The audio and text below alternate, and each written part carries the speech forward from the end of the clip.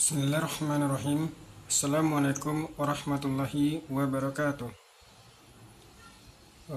Pelajaran kita pada hari ini adalah tema 8, subtema 3, pembelajaran 1 dan pembelajaran 2. Kita lihat pada pembelajaran 1, bangga terhadap daerah tempat tinggalku.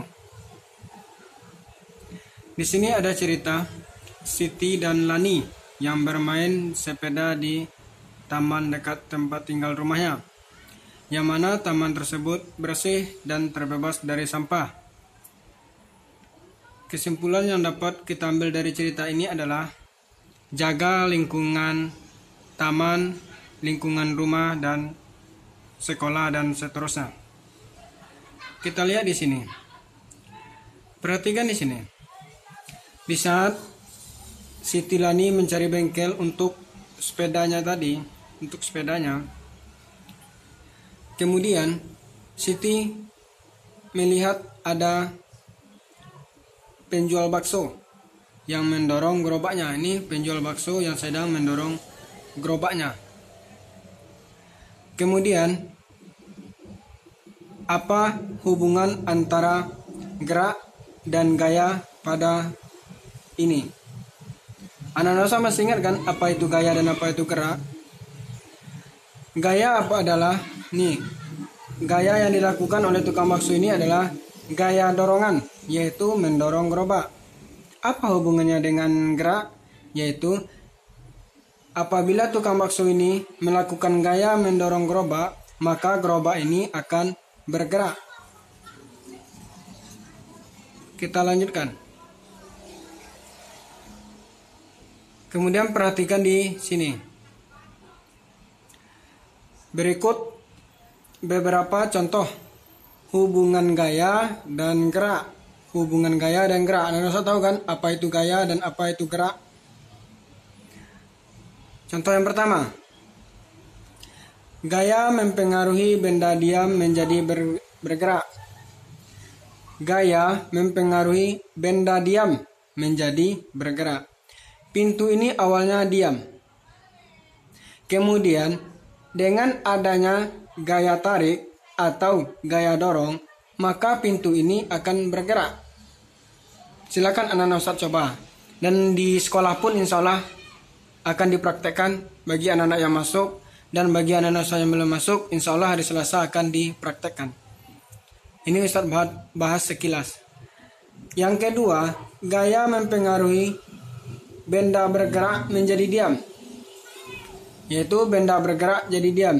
Ini contoh dari benda bergerak. Mobil, benda bergerak. Kemudian dengan ada salah seorang anak yang memberhentikan mobil bus tersebut. Dengan adanya gaya rem atau gaya yang menekan rem itu, maka mobil yang bergerak tadi akan menjadi diam. Apa contoh lain? Seperti ada orang yang sedang menendang bola, kemudian di stop oleh anak-anak Ustadz. Itu juga salah satu contoh gaya mempengaruhi benda bergerak menjadi diam. Lanjut. Gaya mempengaruhi perubahan bentuk benda. Nih, contoh. Ada benda yang berbentuk dari plastik. Ini contoh awalnya. Lebih kurang seperti segi 4 ya, seperti kubus. Kemudian dengan adanya gaya seperti ini, maka benda ini berubah jadi bentuk menjadi ini. Ini insya akan kita praktekkan juga di sekolah.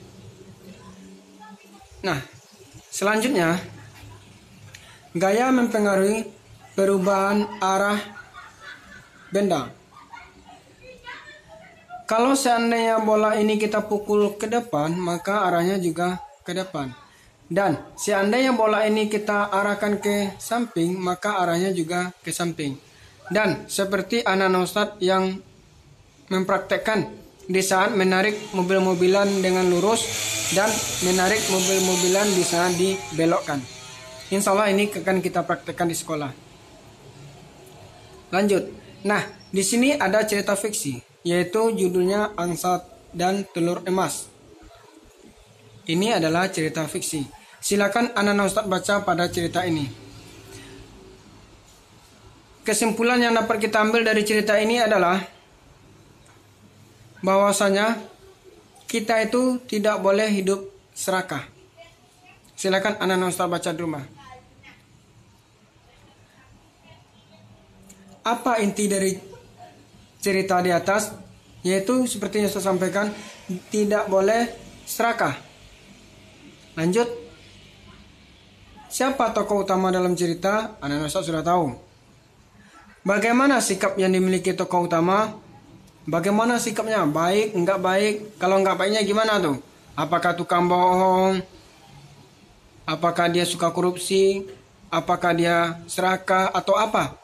Silakan dibaca. Kemudian, bagaimana seharusnya sikap tokoh utama itu seharusnya bagaimana? Apakah bersyukur, memang seperti itu, atau bagaimana? Lanjut, apa yang akan anak-anak Ustadz lakukan? Seandainya anak-anak Ustadz menjadi tokoh utama, apa yang akan anak-anak Ustadz lakukan? Apakah juga serakah? Apakah sombong? Apakah durhaka? Atau sebagainya? Kemudian kita lanjutkan. Di sini masih membahas tentang gaya. Insya Allah ini juga kita praktekkan di sekolah. Gaya sangat kamu butuhkan saat kamu akan memindahkan barang-barang di rumah. Seperti Abi atau Umi yang sedang memasukkan motor. Yaitu gayanya mendorong motor sehingga motor yang dari teras atau dari luar bisa bergerak ke dalam rumah atau di depan rumah. Dan masih banyak contoh-contoh lain, dan ini insya Allah juga akan kita praktekkan di sekolah, baik itu untuk hari Senin ataupun hari Selasa. Lanjut ke pembelajaran 2. Di sini diceritakan ada salah seorang anak yang bangga terhadap kampungnya, terhadap daerahnya, yaitu Yogyakarta. Di Yogyakarta itu ada salah satu kampung yang terkenal dengan kerajinan gerabah, yaitu kampungnya yang bernama Kabupaten Bantul di daerah istimewa Yogyakarta. Kemudian kita lanjutkan. Nah, ini ada salah satu contoh benda, yaitu benda 3 dimensi. Nih, benda 3 dimensi. Ingat, fokus ya. Ini benda 3 dimensi. Benda 3 dimensi. Apa ciri-ciri benda 3 dimensi? Nanti kita bahas. Nih yang harus anak-anak paham. Gambar. Gambar adalah karya seni rupa 2 dimensi. Karya seni rupa 2 dimensi itu apa? Yaitu karya seni rupa yang memiliki ukuran panjang dan lebar. Cuma panjang dan lebar. Apa contohnya? Yaitu mungkin seperti foto dan sebagainya. Seperti foto banyak kok contohnya. Ini akan Ustaz sampaikan juga di sekolah. Lanjut. Benda 3 dimensi, yaitu karya seni rupa yang memiliki panjang, lebar, dan tinggi, serta memiliki volume. Ini akan kita bahas nanti di sekolah. Bagi anak-anak Ustadz yang tidak masuk hari Senin, silakan baca di rumah.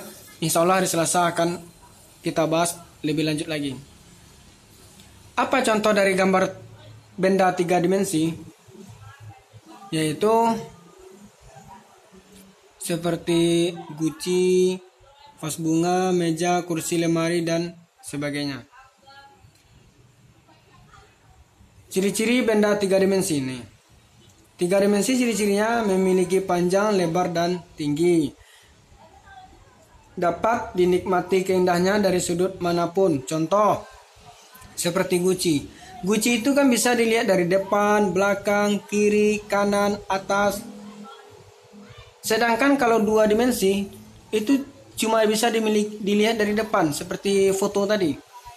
Tidak bisa dilihat dari belakang. Ditinjau dari jenis, ada 3 jenis benda yang biasa dituangkan dalam gambar 3 dimensi. 3 jenis benda. Apa contoh jenis benda-bendanya? Yaitu benda kubistis.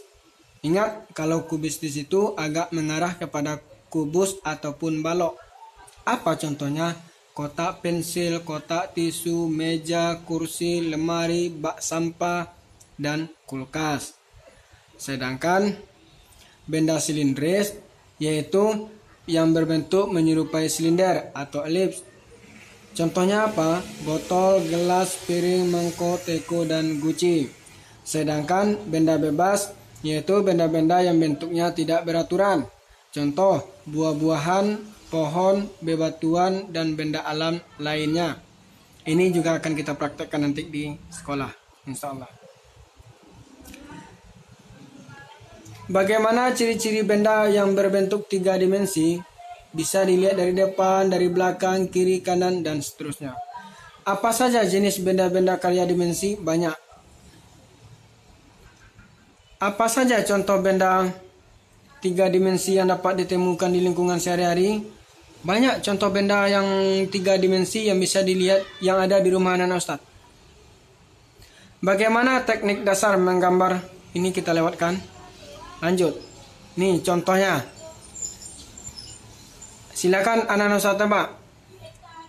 Yang nomor 1, ini apa nih? Kubistis, silindir, atau bebas? Yang nomor 2 apa? Yang nomor 3, 4, 5, 6, 7. Ini silakan anak Ustaz pahami. Insya Allah hari Senin dan hari Selasa akan Ustaz tanyakan kepada kalian semua. Akan kita jawab di sekolah. Di sini kita disuruh membaca cerita tentang Aladin dan lampu ajaib. Ini kita disuruh mencari sumber. Karena tidak ada di buku, ini kita lewatkan. Nih, kita masih membahas tentang gaya mempengaruhi gerak benda. Anak bermain ketapel. Lihat gayanya menarik ini. Dengan adanya gaya tarikan, maka benda ini seperti batu mungkin atau apa bisa bergerak dari sini menuju sini. Lanjut. Paman menimba dengan ember. Dengan adanya gaya menarik, maka ember yang tadinya di bawah bisa naik ke atas. Pengrajin membuat gerabah. Dengan adanya pukulan mungkin atau pukulan dan sebagainya, maka benda yang tanah liat yang seperti ini bisa berbentuk seperti ini. Lanjut, hubungan gaya gerak ini sudah Ustaz jawab tadi. Silakan anak-anak Ustaz isi di rumah. Baik, untuk pembelajaran hari ini kita cukupkan sampai di sini. Insya Allah akan Ustaz jelaskan lebih jelasnya lagi untuk hari Senin dan hari Selasa. Jazakumullah khair. Assalamualaikum warahmatullahi wabarakatuh.